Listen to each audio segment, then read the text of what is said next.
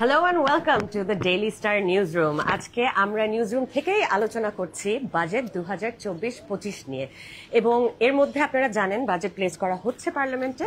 তো আমাদের সবার মনেই অনেক প্রশ্ন আছে যে বাজেটের সাইজ কি, বাজেটের গোলগুলো কি কি, এবং সরকার কোন সেক্টরকে কতটা গুরুত্ব দিচ্ছে। এই সব প্রশ্নের উত্তরই আমরা আজকে জানতে যাব আমাদের রিপোর্টার এবং এডিটরদের সাথে কথা বলে। তবে আমরা অবশ্যই আরো ডিপ অ্যানালিসিসে ঢুকবো যখন ডেইলি স্টারের সাথে যুক্ত হবেন স্নেহাশিস বড়ুয়া, স্নেহাশিস মাহমুদ অ্যান্ড কো এর পার্টনার, এবং ডক্টর আশিকুর রহমান, যিনি হচ্ছেন principal economist of policy research institute of Bangladesh. So আমরা জানি যে প্রতিবারই বাজেটের কয়েকটা নির্দিষ্ট গোল থাকে, এবং সরকার কিভাবে এই গোলগুলো কতটা সফলভাবে অ্যাচিভ করবে সেটা নিয়েই কিন্তু আমরা অপেক্ষায় থাকি। তো আজকে আমরা প্রথমেই চলে যাচ্ছি আমাদের সিনিয়র রিপোর্টার রেজাউল কারিম বাইরানের কাছে জানার জন্য যে এই বছর বাজেটের কটা গোল আছে এবং কি কি। বাইরান ভাই, আপনার কাছে জানতে চাই যে এইবার বাজেটের কি কি গোল, কয়টা গোল আছে, কি কি গোল। এবার বাজেটে যদি আপনি গোলের কথা বলেন তাহলে যেটা বলতে হবে যে বাংলাদেশের ইতিহাসে এটা হচ্ছে একটা রেকর্ড যে একটা সরকার পরপরই তিন মেয়াদ একই সরকার ক্ষমতায় আছে, এবং তারা এখন চতুর্থ একটা টার্মে তারা এখন যাত্রা শুরু করতে যাচ্ছে এই বাজেট দিয়ে। তো এতদিন তাদের যেটা ছিল, এই যে এত 15 বছর আপনার ম্যাক্রো ইকোনমিতে যে প্রেশারটা সেটা ছিল না, কিন্তু এই এই এই বছরের পরে এখন এটা সিভিয়ার একটা প্রেশার সরকারও ফেস করতেছে, তার সঙ্গে সঙ্গে এদেশের মানুষজনও ফেস করতেছে। এই জন্য এবার বাজেটের একটা প্রথম মূল ফোকাস হচ্ছে ম্যাক্রো ইকোনমিতে একটা স্টেবিলিটি আনা। আচ্ছা আচ্ছা। এবং সেটা অর্থমন্ত্রীর বাজেট বক্তৃতায় তার যে গোল বলছে 10-15টা গোল, হ্যাঁ, সেই গোলের মধ্যেও এটা 1 নম্বর প্রায়োরিটি সে বলছে ম্যাক্রো ইকোনমিক স্টেবিলিটি। জি। আর করাপশন, দুর্নীতি এসব তো আছে। আচ্ছা, যদি ডলার ক্রাইসিসের কথা বলি তাহলে এই বাজেটের মাধ্যমে সরকার ডলার ক্রাইসিস কিভাবে অ্যাড্রেস করছে? এই বাজেটে সরকার সমস্যাটা স্বীকার করেছে, কিন্তু এবং সেই স্বীকার করে এখানে বাজেটের যে সাইজ কমানো বা এখানে সে কিছুটা স্বীকৃতি আছে, কিন্তু কিভাবে যে এটা ওয়ে আউটটা হবে আমরা সেটা এখনো জানতে পারছি না। আচ্ছা, আর যদি আমরা গত বছরের বাজেটের সাথে এই বাজেটটা তুলনা করি তাহলে আমরা কি দেখতে পাচ্ছি? গত বাজেটটা ছিল ইলেকশনের আগের বাজেট, ফলে তার মাথার মধ্যে ছিল ইলেকশন, ফলে সেইভাবে বাজেটটা নাম্বারগুলো সাজানো ছিল বা বাজেটের বক্তৃতাটা দেওয়া ছিল, এবং এটা ছিল অনেকটা ইলেকশনমুখী। কিন্তু এইবার বাজেট হচ্ছে যে আগামী 5 বছর তারা ক্ষমতায় থাকবে। তো এখানে ইকোনমি যদি ঠিক না থাকে, মানুষের মধ্যে যদি স্বস্তি না থাকে, তো সেই দিকে তাদের একটা চেষ্টা আছে যে কিভাবে মানুষকে স্বস্তি দেওয়া যায়, আবার পাশাপাশি যে দৈনন্দিন যে খরচগুলো আছে সেটাও পরিচালনা করা যায়, এরকম একটা চেষ্টা আছে। রাইট, ঠিক আছে বাইরান ভাই, জানি আজকে আপনাদের জন্য খুবই ব্যস্ত একটা দিন, তো আপনাকে আর ডিস্টার্ব করছি না, আপনি কাজে ফিরে যান। Thank you.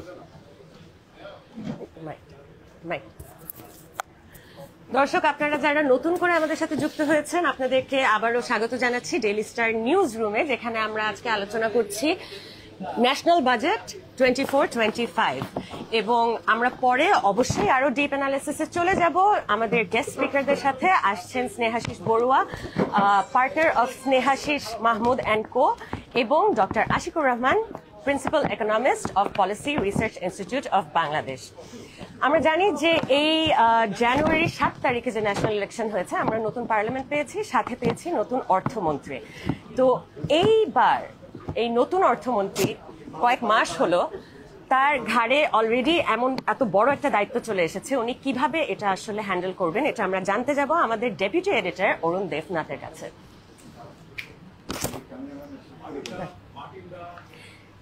Hello Arun da, thank you so much for joining আস।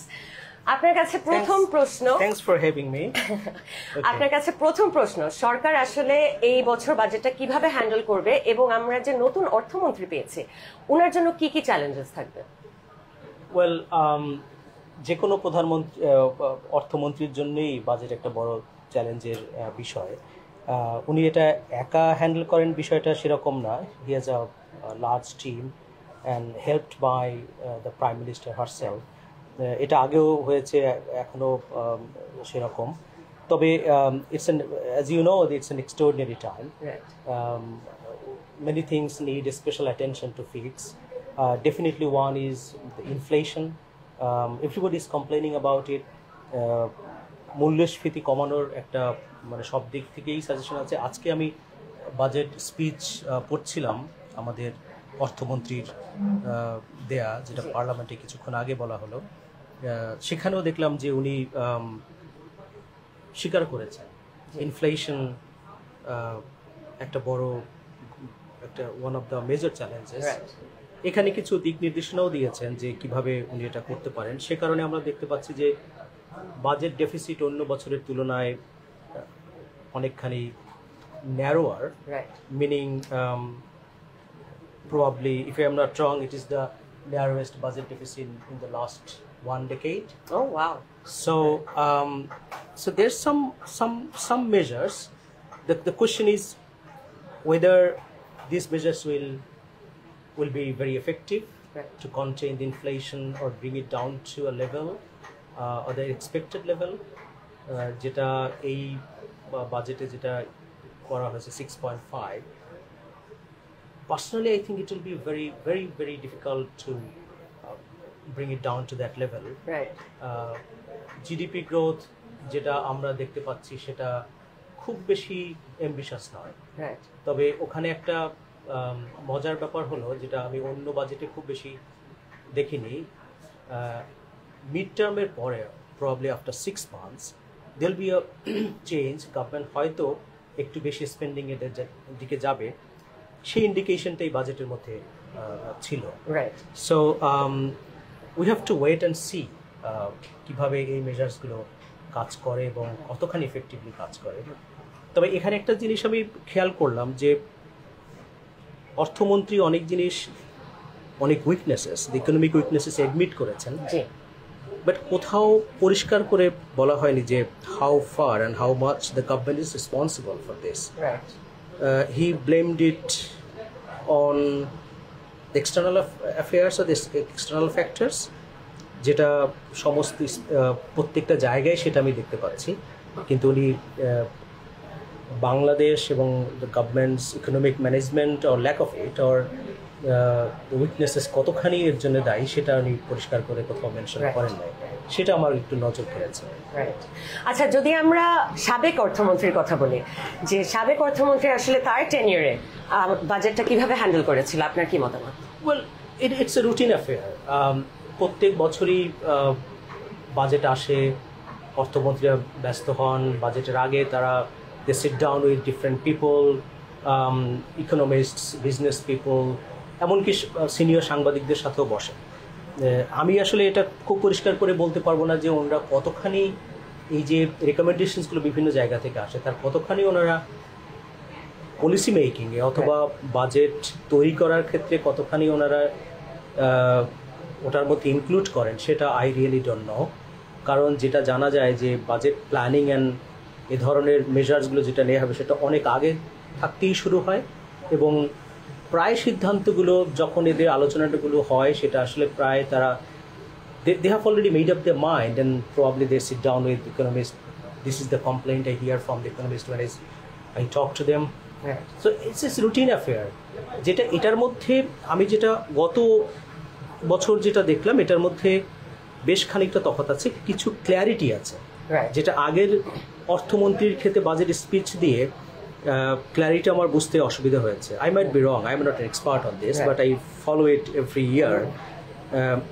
আমার কাছে মনে হয়েছে the speech the current finance minister presented in parliament is much more clear or clearer. সেটা আমার কাছে মনে হয়েছে, and it gives some direction. Probably it doesn't give you a clear roadmap out of the crisis. সেটা অর্থনীতিবিদরা আরো ভালো করে বুঝতে, which is the, you know, কিছুক্ষণ আগেই হলো we are just এখন অনেক অ্যানালিসিস বাকি আছে, we have to read again and again and to find the মানে খুঁটিনাটি সব অনেক কিছু দেখতে হবে, so it's very early in that sense. So আমি জানি the entire newspaper depends on you on this day, so I will not, আপনি খুঁটিনাটি গুলো বের করুন আমাদের জন্য। Not really, there strong group of people, very dedicated. They are working very hard. Business team and beyond. শুধুমাত্র business team আজকে কাজ করছে না, আরো অনেকেই কাজ করছে. And I think এবং বাজেটের দিন আই থিংক নিউজরুমের কাজ is to test of the strength of the newsroom itself, isn't it? we rise to the occasion really. On that day সবাই মনে হচ্ছে যে they feel a bit more enthused, কারণ অন্যান্য দিনগুলো যদি না বড় নিউজ ওরকম কিছু না থাকে, everything seems to be a routine thing, right, but not on the budget. Not on budget day. Not on the budget. Not on budget day. Thank you so much, Thank you. Orunda. Bye. Thank you. দর্শক, অরুণদা যেরকম বুঝিয়ে বললো যে নিউজরুমের budget day is not just an ordinary day, এবং এখানে there is festivities, there is excitement, there is panic, there is tension, অনেক কিছুই থাকে। এবং আমরা এই নিউজরুমে যে ভাইবটা থাকে বাজেটের দিন, আপনারা দেখতেই পাচ্ছেন অনেক কেওটিক, অনেক জমজমাট। তো আমরা একটু আমাদের রিপোর্টার মোহাম্মদ মাসুম আল মোল্লার কাছ থেকে জানতে চাই যে নিউজরুমের ভাইবটা একটু যদি আমাদের দর্শকদেরকে বুঝিয়ে দিতেন, যে বাজেটের দিন আসলে how is it different from any other day in the newsroom? বাজেটের দিন যেটা সমস্যা হলো যে বাজেট যেহেতু সবগুলো মিডিয়া একসাথে কভার করছে, তো সবার মধ্যে একটা কম্পিটিশন থাকে যে কে কতটা ভালো কভার করবে। সো যার কারণে আমাদের কিন্তু একসাথে শুধুমাত্র পত্রিকা না, নিউজ পেপার না, আমার ডিজিটাল, আমার মাল্টিমিডিয়া, আমার অনলাইন সবকিছু মিলিয়ে যখন একসাথে কাজ করতে হতো একটা বিশাল টিম। এই বাংলা আমাদের যেহেতু বাংলা একটা সেকশন রয়েছে, সবার সাথে কোঅর্ডিনেট করে কাজটা করা it's a some sort of herculean task. সবাইকে নিয়ে কাজটা করে, এবং ডেইলি স্টারের যেটা মূল জিনিস যে আমাদের অ্যাকুরেসি, আমাদের যে ট্রাস্টের ব্যাপার রিডারদের, তো ওই জিনিসগুলো দেখে কন্টেন্টগুলো কিউরেট করে রাইট টাইমে কন্টেন্টগুলো ডেলিভার করা, লাইভ হচ্ছে লাইভ নিয়ে আসা, ইটস এ খুবই চ্যালেঞ্জিং একটা কাজ। আপনি দেখবেন যে সবগুলো সেকশনে আমার রিপোর্টাররা যেমন কাজ করছে, আমার কপি এডিটররা কাজ করছে, আমার মাল্টিমিডিয়া টিম কাজ করছে, আমার এখানে এক্সপার্ট টিমরা আসতেছে, তারা আমার এখানে এক্সপার্টের একটা লাইভ দিয়ে দিবে।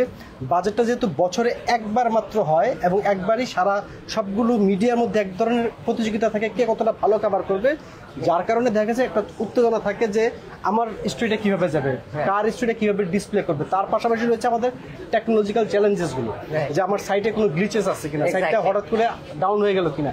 এই সামগ্রিক দিক মিলে কিন্তু এক ধরনের উত্তেজনা কাজ করে, এবং এই উত্তেজনা কিন্তু আপনার বছরে একবার, এবং সবারই একটা নার্ভ টেস্টের মতো হয়ে যায়, এবং সবার কিন্তু একটা স্টিল নার্ভের মতো আমাদের অবস্থায় পৌঁছে যায়। কারণ নার্ভ টেস্টটা যখন হয় সবাই একদম from senior to junior, editor to আমার এখানে যারা supporting staff, everyone is very sincere, very working very hard to meet the readers expectations, to live up to their expectations. So that is why it's very challenging, এবং খুব অল্প সময়ের মধ্যে আমাদেরকে পুরো কাজটি করতে হয়।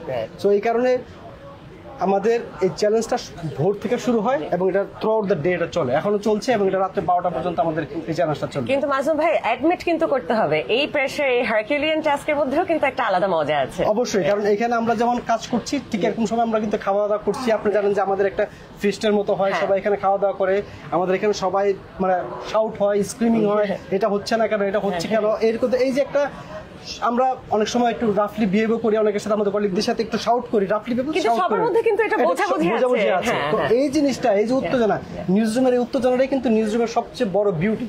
যে এবং আমরা এগ্রি করতেছি আবার ডিসএগ্রি করতেছি, এইভাবেই আমরা একটা প্রোডাক্ট আমাদের ভিউয়ারদের সামনে, আমাদের রিডারদের সামনে আমরা দেওয়ার চেষ্টা করি। এবং এই দিনটাতে I think we all work as a proper team. এটাই আপনি পারবেন না। আমার এখানে বললাম তো যে আমার এখানে কপি এডিটর, ডেস্ক, আমার রিপোর্টিং, আমার এখানে মাল্টিমিডিয়া, আমার ডিজিটাল, আমার আইটি, আমার অ্যাডমিন সাপোর্ট, আমার support staff, everyone has to be on the same page, otherwise কিন্তু আপনি প্রপারলি আপনি ডেলিভার করতে পারবেন না। সো এই যে সবাইকে সেম পেজে নিয়ে আসা, আমার ডিজিটাল টিম যারা আমাদেরকে মানে আপনার খুব ভালো প্রোডাক্ট তৈরি করলেন কিন্তু আপনি দিতে পারলেন না সবাইকে, আমার যদি চ্যানেলটা যদি ঠিক মতো না থাকে, এই যে সবাইকে সেম পেজে অন দ্য সেম পেজে এনে তারপরে একটা প্রোডাক্ট ডেলিভারি করায়, it's not an easy task, it's a huge task, huge tension, এবং এই টেনশনের মধ্যে দিয়ে আমাদেরকে কাজ করতে হয়। এখন অনেকগুলো কিন্তু এরিয়াজ অফ পাবলিক ইন্টারেস্ট থাকে এই বাজেটের মধ্যে, যেমন হেলথ সেক্টর, এডুকেশন সেক্টর, যেগুলো আসলে মানুষের লাইফ, ডেইলি লাইফ ইম্প্যাক্ট করছে। তো আমরা এই মুহূর্তে চলে যাচ্ছি আমাদের সিনিয়র রিপোর্টার মহিউদ্দিন আলমগীর জুয়েলের কাছে জানার জন্য যে আসলে এইবার এডুকেশন সেক্টর নিয়ে কি হচ্ছে এই বাজেটে। জুয়েল ভাই, ওয়েলকাম। আপনি যদি একটু এডুকেশন সেক্টরে কতটা বরাদ্দ রাখা হচ্ছে, কি হচ্ছে, এটা আমাদেরকে একটু ব্রিফলি ডিসক্রাইব করে দেন। ওকে, ধন্যবাদ নাজিবা। বাজেট পেশ হয়ে গেছে পার্লামেন্টে। তো আমরা বাজেটের ডকুমেন্টগুলো দেখে যে জিনিসটা দেখতে পাচ্ছিলাম যে শিক্ষা বাজেটের ক্ষেত্রে জিডিপি ওয়াইজ বরাদ্দ নিয়ে ইন্টারন্যাশনাল একটা স্ট্যান্ডার্ড আছে এবং ইউনেস্কো সবসময় বলে থাকে 4 থেকে 6% মতো বরাদ্দ শিক্ষা খাতে রাখা উচিত শিক্ষার সামগ্রিক উন্নয়নের জন্য। তো এই বছর বাজেটে মানে 24-25-এর বাজেটে যেটি আজকে সংসদে পেশ করা হলো সেইটাতে দেখা যাচ্ছে জিডিপি ওয়াইজ বরাদ্দ আছে 1.69%, 1.69%, যেটা গতবারের থেকে কম। গতবার ছিল 1.76%, মানে 1.76%। তো শিক্ষায় এইবার বাজেটের স্পিচের মধ্যে অর্থমন্ত্রী বলেছেন যে শিক্ষায় স্মার্ট বাংলাদেশ গড়ার জন্য শিক্ষার একটা গুরুত্বপূর্ণ ভূমিকা থাকবে। শুধু এইটাই না, আমাদের গত কয়েক বছর 7-8 বছরের যদি বাজেটের ট্রেন্ড দেখি, 2016 সালের 16-17 অর্থ বছরে সর্বশেষ আমরা দেখেছিলাম যে প্রায় 2.49% জিডিপির বরাদ্দ ছিল, যেটা তারপর থেকেই আমরা ক্রমান্বয়ে কমে যাচ্ছে এবং এখন 1.69-এ এসে পৌঁছেছে। এখানে খুব গুরুত্বপূর্ণ বিষয় সেটা হচ্ছে যে আমাদের এই 1.69% যে বাজেট বরাদ্দ জিডিপির, সেটি সাউথ এশিয়ান দেশগুলোর তুলনায় কম এবং অন্যান্য অনেক আফ্রিকান দেশগুলোর তুলনায় কম। রাইট, ঠিক আছে, thank you so much Jewel ভাই, thank you for your time. আমরা এখন দর্শক যারা আমাদের সাথে নতুন করে যুক্ত হচ্ছেন আপনাদেরকে আবারও জানিয়ে দিচ্ছি, we are live from the Daily star news room and we are discussing the budget 24-25 এবং অবশ্যই আমরা আরো গভীর অ্যানালিসিসে যাব। আমাদের দুজন গেস্ট জয়েন করছেন আজকে, Snehashis Barua from Snehashis Mahmud and Co এবং doctor Ashikur Rahman, principal economist at policy research institute of Bangladesh. আমরা এখন চলে যাচ্ছি আমাদের বাংলা এডিটরের কাছে, গোলাম মুর্তজা ভাই, থ্যাংক ইউ সো মাচ আমাদেরকে সময় দেওয়ার জন্য। আপনার কাছ থেকে একটু জানতে চাচ্ছি যে বাজেটের রিয়াকশন কি হচ্ছে এখন? বাজেটের রিয়াকশন বলতে যেটা বোঝায় সাধারণ মানুষের ভার্সনটা আমি বলতে পারি। আমি একজন সাধারণ মানুষ, সংবাদকর্মীর বাইরে। যে বাজেট তো সাধারণ মানুষের কাছে একটা ব্যাপার থাকে যে বাজেট একটু কঠিন বিষয়, অর্থনীতি একটু কঠিন বিষয়, এবং আমাদের নীতি নির্ধারকরাও আমাদেরকে বুঝিয়ে থাকেন যে বাজেট একটি কঠিন বিষয়। বাজেট সাধারণ মানুষের জন্য না, কিন্তু সাধারণ মানুষের যেটা বাজেট সেটা হচ্ছে মানুষ চালের দাম যদি কমে তাহলে মানুষ খুশি হয়, কিন্তু আমাদের বাজেটে চালের দাম কমে না। পটলের দাম, বেগুনের দাম যদি কমে তাহলে সাধারণ মানুষ খুশি হয়, কিন্তু আমাদের বাজেটে আলু পটলের দাম কমে না। সেই কারণে সাধারণ মানুষের কাছে বাজেট একটা আতঙ্ক হয়ে আসে, যতখানি না স্বস্তির চেয়ে অস্বস্তি বেশি থাকে। তো সেই জায়গাটিতে এবারের বাজেটও এর ব্যতিক্রম না, এবারের বাজেটও সেই রকমই একটা ব্যাপার। এটা একটা। আরেকটা জায়গা থেকে সাধারণ মানুষের জানার চেষ্টা থাকে যে স্বাস্থ্য খাতের অবস্থা কি, আমার স্বাস্থ্য খাতের অবস্থার কি উন্নতি হবে, পরিবর্তন হবে? কিন্তু এবারের বাজেট এখন পর্যন্ত আমরা যেটা দেখেছি যে আমাদের স্বাস্থ্য খাত সেই গুরুত্ব পায়নি, সুতরাং সাধারণ মানুষের স্বস্তির জায়গাটা সেক্ষেত্রেও নাই। আরেকটা জায়গা থেকে শিক্ষার ক্ষেত্রে আমাদের কি হবে, আমার সন্তানের পড়াশোনা, আপনার সন্তানের পড়াশোনা, সাধারণ মানুষের যে পড়াশোনা, সেই পড়াশোনা বা শিক্ষার জায়গাটার অবস্থাটা কি? এবারের বাজেটে আমাদের সেই জায়গাটাতেও একটা হতাশাজনক চিত্র আছে, কারণ শিক্ষা খাতে বরাদ্দ এবারও বাড়েনি, কমেছে। তো এই যে জায়গাগুলো। আরেকটা থাকে যে নির্দিষ্ট আয়ের মানুষ যারা চাকরি করেন বা নির্দিষ্ট পরিমাণ আয় করেন, আয়করের ক্ষেত্রে যে সুবিধাটা মানুষের পাওয়ার কথা, মানুষ আয়কর দিতে চায় না, আমি মনে করি কথাটা ঠিক না। মানুষ আয়কর দিতে চায়, কিন্তু আমাদের একটা রাষ্ট্রীয় নীতি বা পৃষ্ঠপোষকতাটা যারা আয়কর দিতে চায় তাদের চেয়ে বেশি যারা আয়কর দিতে চায় না বা দেয় না তাদের ক্ষেত্রে কোনো ক্ষেত্রে বা কেন যেন সরকার এই সুযোগটা বেশি দেয়। যেমন ধরেন, যারা কর দিবেন তাদেরকে সর্বোচ্চ 30% পর্যন্ত কর দিতে হবে, আর যদি আপনি কর না দেন, আপনি যদি টাকাকে কালো করেন, আপনি যদি নিয়ম অমান্য করেন, আইন অনুযায়ী আপনার শাস্তি হওয়ার কথা, কিন্তু আমাদের রাষ্ট্রীয় ব্যবস্থায় শাস্তি না হয়ে এই জায়গাটিতে 15% করে আপনাকে সুবিধা দেওয়া হচ্ছে যে তুমি 30% কর না দিয়ে 15% কর দিলে তুমি এই জায়গাটিতে সুবিধা পাবা। তো এই যে নীতি নির্ধারক পর্যায়ে এই যে সিদ্ধান্তগুলো আসে, আমার স্বাস্থ্যে কোনো সুখবর আসে না, শিক্ষায় কোনো সুখবর আসে না, নিত্য প্রয়োজনীয় জিনিসপত্রের ক্ষেত্রে সুখবর আসে না, এই যে আসে না নিশ্চয়ই কিছু কিছু জায়গায় আসে, কিছু জিনিস সুখবর এসেছে ব্ল্যাক মানি যারা আর্ন করছে তাদের জন্য। আর কিছু কিছু জায়গাতে যে সুখবর আসে, কিছু জিনিসের যে দাম, যে মানুষের প্রয়োজনীয় জিনিসের দাম যে একটু কমে, সেই কমাটা সাধারণ পর্যায়ে মানুষের আলোচনায় থাকে না, মানুষ সেটার জন্য সরকারকে ধন্যবাদ দিতে পারে না। তার কারণ হচ্ছে তার যে বেসিক নিড, তার যে একেবারে নিত্য দিনের যে জীবনযাপন, সেই জায়গাটাতে কোনো পরিবর্তন আসে না। তার পরিবহনে খরচ কমে না, তার বাজার ক্রয়ের খরচ কমে না, তার শিক্ষায় খরচ কমে না, সে স্বাস্থ্যে বেশি অর্থ ব্যয় করেও সেবা পায় না। তো এই রকমের মানুষের প্রতিনিয়ত যে প্রয়োজন, সেই প্রয়োজনের জায়গাটাতে মানুষ আসলে কিছু সুবিধা পেতে চায়, বাজেটের দিকে তাকিয়ে থাকে। কিন্তু মানুষ জানে যে সেখান থেকে পাবে না, তারপরেও আশা নিয়ে তাকিয়ে থাকে।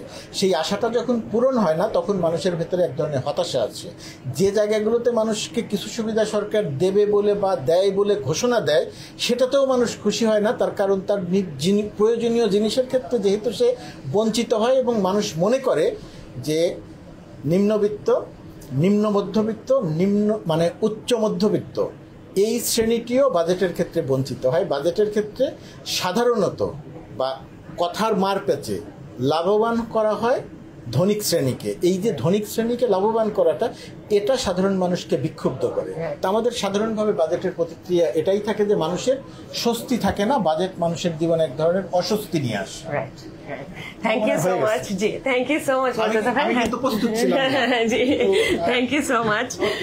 দর্শক, আমরা অনেক কিছুই জেনে গেলাম যে আসলে আমাদের জনগণ এবং আমাদের পাবলিক, আমরা কিভাবে ইম্প্যাক্টেড হচ্ছে এই বাজেট নিয়ে, এবং প্রতি বছরই একটা না একটা ইম্প্যাক্ট থাকে।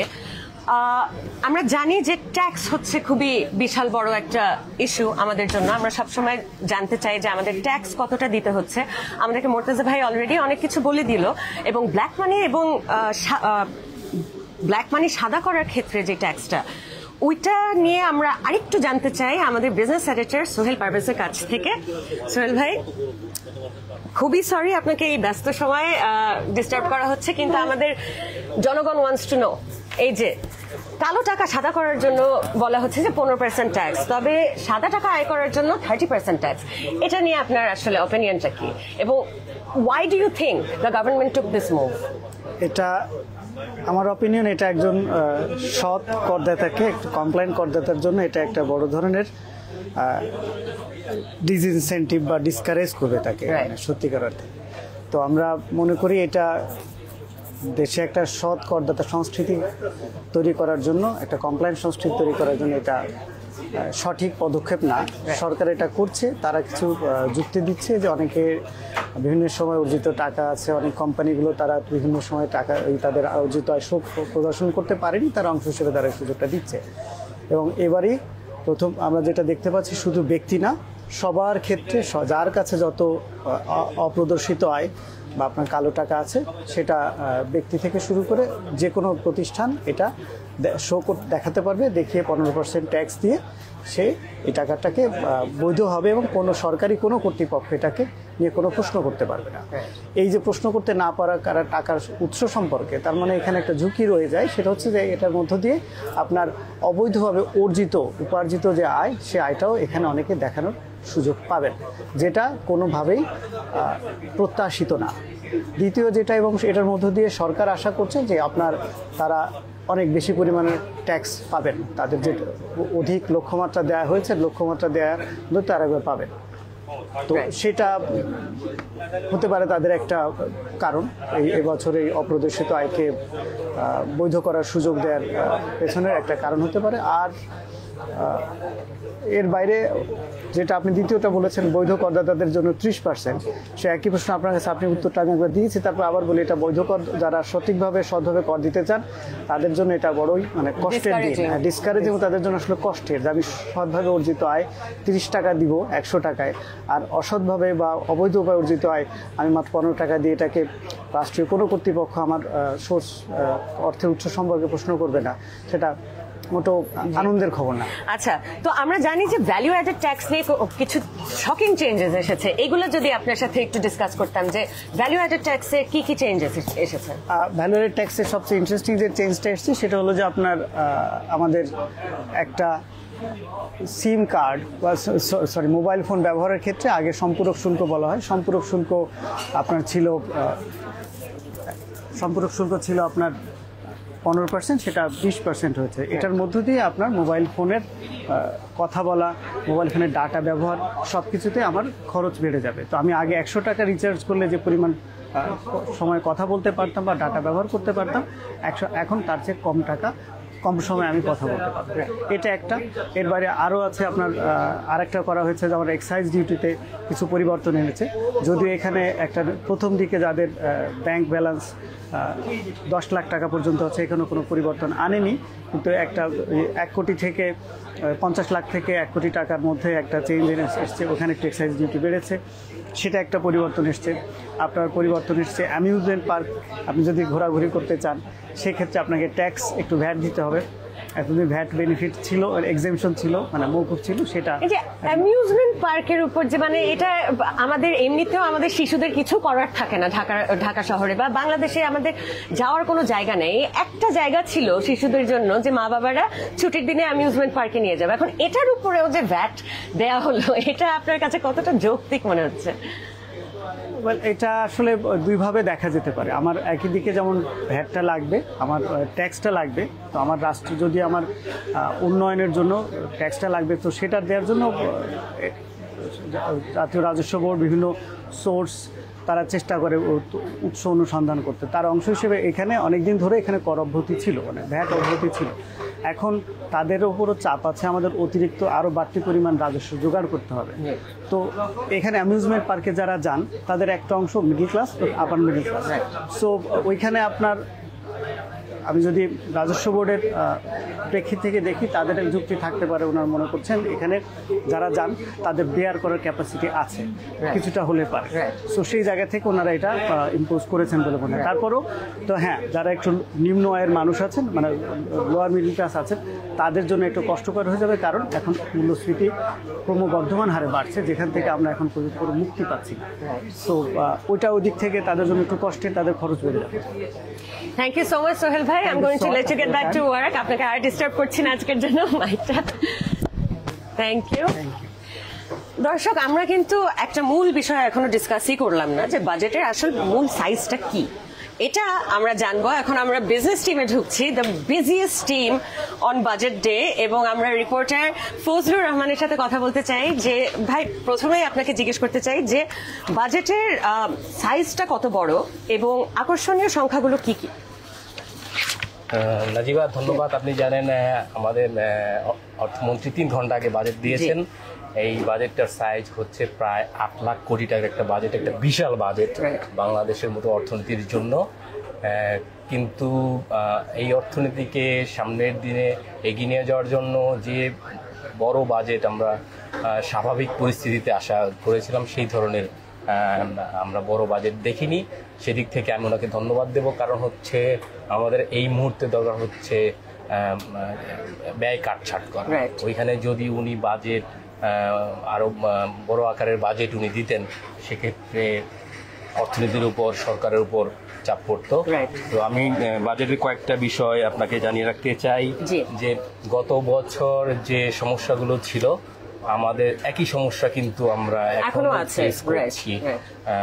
কিন্তু সমস্যা যেটা হচ্ছে, যে সমস্যাগুলো প্রকট হয়েছে, অন্যদিকে এই সমস্যা সামাল দেওয়ার যে আমাদের যে ক্যাপাসিটি, সেটা কিন্তু দুর্বল হয়েছে। তো ওই দিক থেকে অর্থমন্ত্রীকে বড় ধরনের চ্যালেঞ্জের মধ্যে পড়তে হবে। আর এই আরেকটা জিনিস আমি এখানে যোগ করতে চাই, সেটা হচ্ছে যে আপনি জানেন 2026 সালে আমরা স্বল্প উন্নত দেশের তালিকা থেকে উন্নয়নশীল দেশের তালিকায় উন্নীত হব। আমার ধারণা অর্থমন্ত্রী সেটা মাথায় রেখে বাজেট প্রণয়ন করেছেন। উনি সাবসিডি, যেটা ট্যাক্স পেয়ার, আমরা যারা করদাতা, যে ভর্তুকি আমরা দিই বিভিন্ন খাতে অর্থনীতির, সেটার বিভিন্ন তথ্য উনি তুলে ধরেছেন। আগে এই ধরনের তথ্য নর্মালি সরকারের পক্ষ থেকে প্রকাশ করা হতো না। এর মানে হচ্ছে যে সরকার এগুলো কমিয়ে আনতে চান। আর একটা বিষয় হচ্ছে যে আমরা যখন এলডিসি থেকে বের হয়ে যাব, তখন সরকার চাইলেও অনেক খাতে তারা সাবসিডি দিতে পারবে না। তো অর্থমন্ত্রী ওই বিষয়গুলো বিবেচনা নিয়েছেন। অ্যাড করতে চাই, সেটা হচ্ছে এই বাজেটের সবচেয়ে বড় চ্যালেঞ্জ হবে, আপনি জানেন, যে মূল্যস্ফীতি কমিয়ে আনা। মূল্যস্ফীতি প্রায় 10% কাছাকাছি ধরে আছে 2 বছর ধরে। এটা সরকারি হিসেবে, বেসরকারি অর্থনীতিবিদেরা এটাকে আরও বেশি বলে থাকেন। কিন্তু প্রশ্ন হচ্ছে যে মূল্যস্ফীতি, আমরা একই ধরনের পৃথিবীতে বাস করছি, অন্যান্য দেশ তাদের মূল্যস্ফীতি কমিয়ে আনতে পেরেছে, কিন্তু আমরা পারিনি। সমস্যাগুলো কোথায়? সেই সমস্যাগুলো সবাই জানে, কিন্তু আমরা বাংলাদেশ সরকার এবং কেন্দ্রীয় ব্যাংক সঠিক সময়ে তারা সঠিক সিদ্ধান্ত নিতে পারেনি, পদক্ষেপ নিতে পারেনি। এই জন্য এখনও আমরা উচ্চ মূল্যস্ফীতি দেখতে পাচ্ছি। এর ফলে মানুষ কিন্তু কষ্টে আছে, অনেক কষ্টে আছে। তাদের জীবিকা নির্বাহ করার মতো যে তাদের আয় কমে গেছে, কারো ক্ষেত্রে বেতন একটা জায়গায় থেমে গেছে। তো তাদের হচ্ছে যে যেটাকে আমরা ইংরেজিতে বলি পারচেজিং পাওয়ার, কেনার ক্রয় ক্ষমতা, সেটা অনেক কমে গেছে। এটা মোকাবেলা করা হবে সবচেয়ে বড় চ্যালেঞ্জ, কারণ মানুষ দেখতে চায় যে আসলে সে ভালো আছে কিনা। তবে যদি আমরা ধরে নিই যে এই বাজেটের মূল থিম হচ্ছে ইকোনমিক স্টেবিলাইজেশন, এবং বাজেটটা ওইটাই মেইনলি অ্যাড্রেস করতে চাচ্ছে, তো এটা যদি বাজেট অ্যাড্রেস করতে চায় অবশ্যই কনজিউমারদের উপর বেশ কিছুটা ইম্প্যাক্ট পড়বে। এটার সবচেয়ে বড় ইম্প্যাক্ট কি হতে পারে? না, একটা বিষয় হচ্ছে যে মূল্যস্ফীতি কমানোর যে কথা বলা হচ্ছে সেটার আসলে ম্যাজিক ফর্মুলা সরকারের হাতে ওইভাবে নেই। কারণ হচ্ছে সরকারের যে তার যে এটাকে বলা হচ্ছে যে তার অ্যাক্ট করার যে ক্ষমতা, সেটা কিন্তু অনেক সংকুচিত হয়ে গেছে। কারণ হচ্ছে তার রেভিনিউ কালেকশন, তার যে রাজস্ব আয়, সেটা কিন্তু বাড়ছে না, এটা তাকে বাড়াতে হবে। এবং এটা বাড়ছে না বলে সে হচ্ছে বৈদেশিক ঋণের ব্যাংকিং খাত থেকে ঋণ নেওয়ার উপর অনেক বেশি নির্ভরশীল। কিন্তু ব্যাংকিং খাত থেকে ঋণ নিলে যেটা হয়, সেটা আবার ইনফ্লেশনকে, মূল্যস্ফীতিকে সেটাই বাড়িয়ে দেয়। তো এবার আমরা দেখতে পাচ্ছি যে সরকার অর্থমন্ত্রী টার্গেট করেছেন যে অভ্যন্তরীণ খাত থেকে উনি এবং ব্যাংকিং খাত থেকে কম ঋণ নেবেন তুলনামূলকভাবে, বৈদেশিক খাত থেকে বেশি ঋণ ওনার নেওয়ার টার্গেট। সো ওইটা যদি উনি করতে পারেন ওনার প্রতিশ্রুতি অনুযায়ী, তাহলে একটা প্রভাব আমরা দেখতে পাবো। কারণ এর আগে কিন্তু সেন্ট্রাল ব্যাংক, কেন্দ্রীয় ব্যাংক বেশ কিছু পদক্ষেপ নিয়েছে। এই পদক্ষেপগুলো কাজ দিতে একটু সময় লাগে এবং সেই সময়টা লাগবে। আমি আরো দু একটা বিষয় আপনাকে একটু করতে চাই, যে আমরা রাজস্ব নিয়ে কথা বলছিলাম। বাংলাদেশ 1990 সালে $300 আমাদের ওই সময় জিডিপি পার ক্যাপিটা ছিল, মাথা পিছু আমাদের আয় $300। আজকে $2800 সেটা এসেছে, কিন্তু ওই অনুযায়ী কিন্তু আমাদের ট্যাক্স বাড়েনি, কর আদায় আমাদের বাড়েনি। ওইখানে সরকারকে জোর দিতে হবে, কারণ এইখানে অনেক বেশি লিকেজ আছে। এই লিকেজগুলো আমাদেরকে সারানো লাগবে। আরেকটা বিষয় আমি বলতে চাই যে সংস্কারের উপর জোর দিতে হবে। সংস্কার ছাড়া এই অর্থনীতিকে টেনে তোলা সম্ভব না। কী ধরনের সংস্কার? আমার আর্থিক খাতে সংস্কার লাগবে, আমার হচ্ছে বিনিয়োগ আকর্ষণ করার জন্য সংস্কার লাগবে। আপনি যদি দেখেন ব্যাংকিং খাতের উপর মানুষের আস্থা নেই। অনেক ব্যাংক থেকে ডিপোজিটররা তারা টাকা কিছু ব্যাংক থেকে টাকা তুলে নিয়েছেন। তো এই যে আর্থিক খাতের উপর মানুষের আস্থার অভাব, এই আস্থাটা ফিরিয়ে আনতে হবে। আর আমি পুঁজিবাদের উপর আস্থা নেই। আপনি যদি নিয়মিত ফলো করেন দেখবেন যে অনেক বিনিয়োগকারী পুঁজিবাজার থেকে বের হয়ে যাচ্ছে। তার মানে কি? তারা আস্থা পাচ্ছে না। এই অন্যদিকে ক্যাপিটাল গেইনস ট্যাক্স, আপনি পুঁজিবাজার থেকে যে আয় করেন তার উপর ট্যাক্স বাড়ানো হলো। এর ফলে কিন্তু আমাদের পুঁজিবাজারের উপর আস্থা ফিরিয়ে আনার যে প্রচেষ্টা, সেটা কিন্তু ব্যাহত হলো। আরেকটা বিষয় আমি অ্যাড করতে চাই, সেটা হচ্ছে যে করমুক্ত আয় সীমা, সেটা যেটা ছিল তাই অব্যাহত রাখা হয়েছে। আমি আশা করেছিলাম যে এটা হয়তো বাড়ানো হবে, কারণ লোকজনের ক্রয় ক্ষমতা তো কমে গেছে নিচের লেভেল স্তরে যারা আছে, তো ওইখানে হয়নি। অন্যদিকে কর্পোরেট ট্যাক্স, কোম্পানির উপর যে ট্যাক্স কর হার, সেটা কমানো হয়েছে। আমি আশা করব যে কোম্পানিগুলো ঠিকঠাক মতো তাদের ট্যাক্স কর দেবেন। মুদ্রা কথা হচ্ছে অর্থনীতিতে আস্থা ফিরিয়ে আনা সবচেয়ে বড় জরুরি। আমরা যে বিভিন্ন জায়গায় যে সংকট দেখছি, এটা বেসিক কিছু কারণ আছে, কিন্তু আস্থার সংকটটাই সবচেয়ে বেশি। এই আস্থার সংকট যদি আমরা উতরাতে না পারি, তাহলে এই অর্থনীতি কিন্তু ঘুরে দাঁড়াবে না, বিনিয়োগকারীরা আসবে না পুঁজিবাজারে, যেটা খুবই জরুরি আমাদের অর্থনীতিকে টেনে তোলার জন্য, সেটা কিন্তু হচ্ছে। Thank you so much Fazlu ভাই।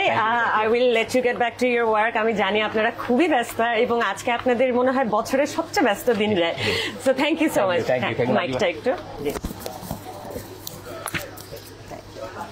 দর্শক, আশা করছি আপনাদের মনে যা যা প্রশ্ন ছিল কিছুটা হলেও আমরা ক্লিয়ার করতে পেরেছি বাজেট নিয়ে।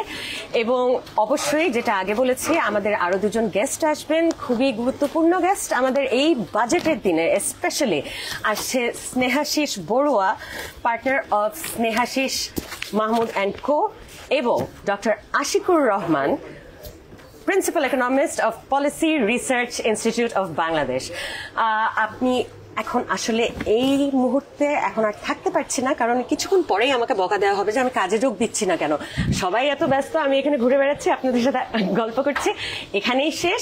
হোপফুলি আপনারা ডেইলি স্টার ফলো করতে থাকবেন for more updates on budget 24-25, and as always thank you for being with the Daily star.